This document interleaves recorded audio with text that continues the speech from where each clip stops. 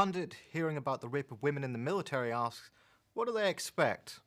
An anchorman tells a black professor that he looks like a cocaine dealer. Another anchor says no more mosques until we've worked out if worshippers are terrorists. An alarmist broadcast tells us Muslims have taken over Birmingham and there are places in France where Sharia law reigns and no white person dare go. It can only be Fox News. When Twitter exploded in collective laughter at Fox News' assertion that Birmingham was overrun by Muslims, the hashtag Fox News Facts made fun of the channel's penchant for making it up as they go along. But while the pundit who made the claim was forced to apologise, Fox was not chastened. Indeed, soon it was reporting claims during an interview with UKIP leader Nigel Farage that there were no-go areas for non-Muslims in France. French newspapers were outraged, the French embassy was livid, and the mayor of Paris promised to sue the channel. But this is far from the first time that it's been caught so brazenly out with fabrications and continued as if nothing had gone wrong. Because Fox, the notorious right-wing broadcaster owned by Rupert Murdoch's News Corporation, is the most profitable part of the whole corporate empire. It consistently tops the ratings in cable news, and its shows such as The O'Reilly Factor are the most popular news programs in the United States. Its coverage of last year's midterm elections topped the ratings. Whatever people watch Fox News for, it isn't the news. The independent fact-checking institution PolitiFact points out that only 18% of statements made by Fox hosts are accurate. What Fox News offers instead is a carefully crafted series of right-wing messages which work with the grain of their market demographic. Cable news is the province of older white men. Half of Fox's viewers are over 68, so it offers stories which explain the country's problems and the decline of old ideas about race and gender by blaming them on traitors and foreigners. But Fox doesn't just give the audience what it wants. Research shows that it consistently hardens the right-wing positions of its viewers, whether on immigration, public spending, the minimum wage, or same-sex marriage.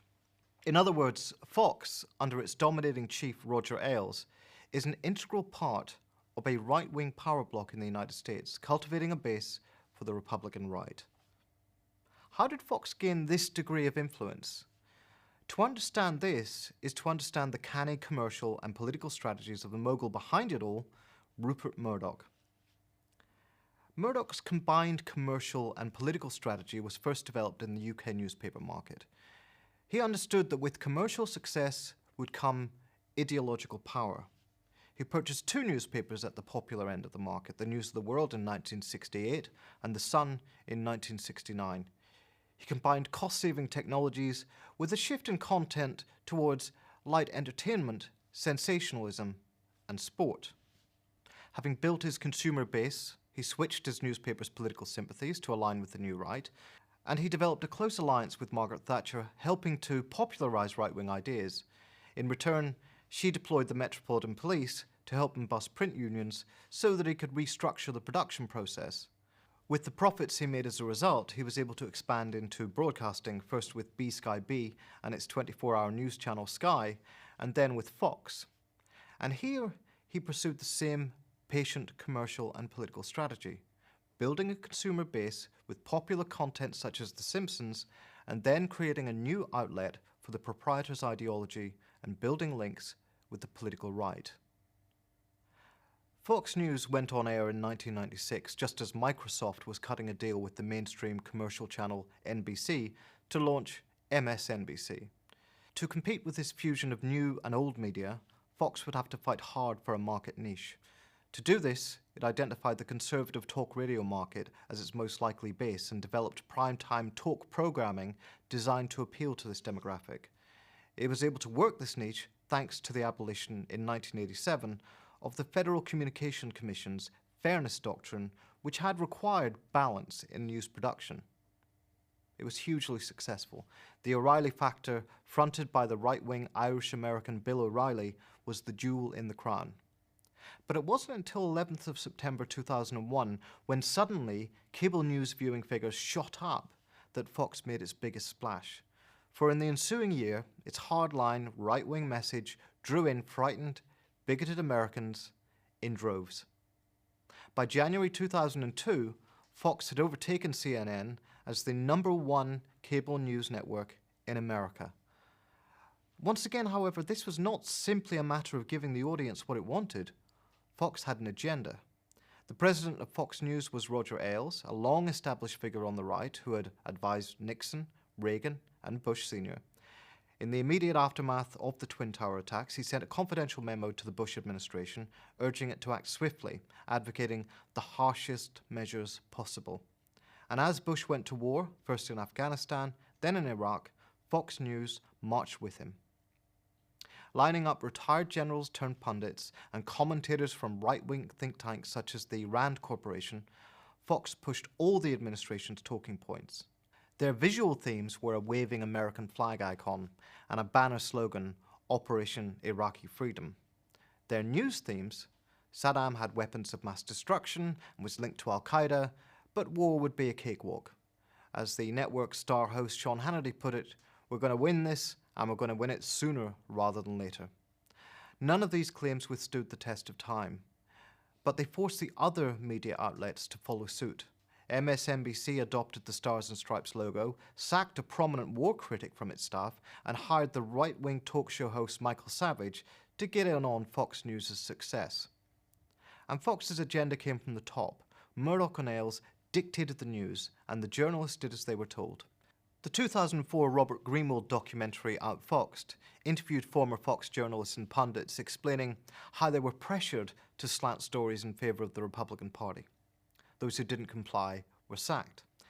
When Bush was caught torturing Iraqis, Fox News provided cover, justifying these brutal deeds as necessities of the war on terror. And as the Iraq War failed, Fox turned its attention to internal threats, picking up on the right-wing internet's mania for policing Muslims. It was Fox which popularized the Ground Zero mosque panic and promoted figures like Pamela Geller. But by 2006, the Bush administration was weakening, and so was the American right, particularly after the administration's shameful response to Hurricane Katrina, which even Fox found difficult to spin. Fox News kept the faith, however, and by 2008, with a black presidential candidate running for the Democrats, they found a new purpose: race-baiting conspiracy theories. Is Barack Obama a foreigner, a secret Muslim, a socialist? When the Republican right, tacitly encouraged by the shambolic McCain-Palin presidential campaign, began to try to expose Obama in the run-up to the 2008 elections, Fox News made sure they were heard. This turn to promoting conspiracy theories was most clearly associated with the Glenn Beck program, whose dough-faced host became legendary for his blackboard exposés in which the hidden links between radicals plotting against America would be demonstrated. Beck's role was to channel the currents of paranoid reaction on the internet, visible on David Horowitz websites such as Discover the Network, and turn it into televisual product. And this he did with aplomb. As ever, racist scaremongering made it palatable. Obama, he claimed, was out to settle old racial scores, hated white people and white culture, and was using measures such as healthcare reform to assault white property, with the effect of extending the net of totalitarian state control over people's lives.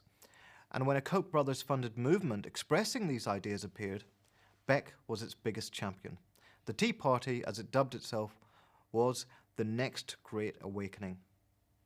But while Beck was considered clownish for his lachrymose, paranoid broadcasts and ultimately lost his job in 2011, these same themes were pushed across the entire network. Tea Party USA, growing revolution, Fox broadcast reported.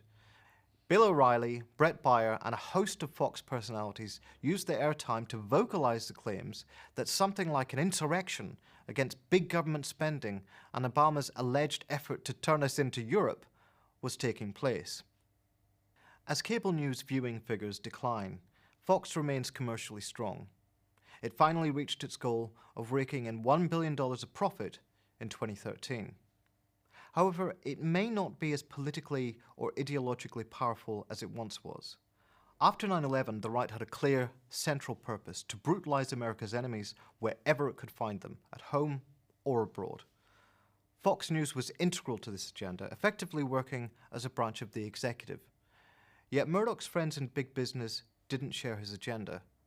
Like the Koch brothers, Murdoch and Ailes constitute a far-right outlier in the business class. Thus, when the Iraq gamble failed, Wall Street and the big industrial corporations backed Obama and the Democrats. Moreover, Fox's hyperventilating about socialism was counterproductive. By 2012, it turned out that 24% of Americans and 45% of Democrats favored socialism.